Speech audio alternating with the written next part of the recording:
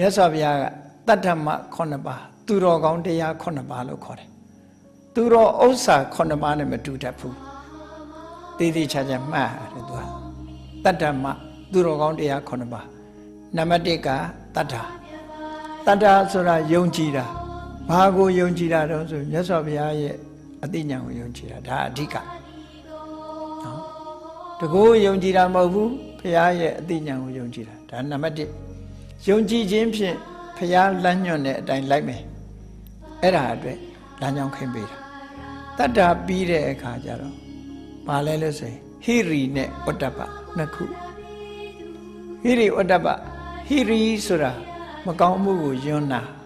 ဩတ္တပဆိုတာမကောင်းမှုကိုကြောက်တာမဟုတ်တာလုံးဝမှာယွန်းရမယ်ကြောက်ရမယ်ဒီနှစ်ခုဟာ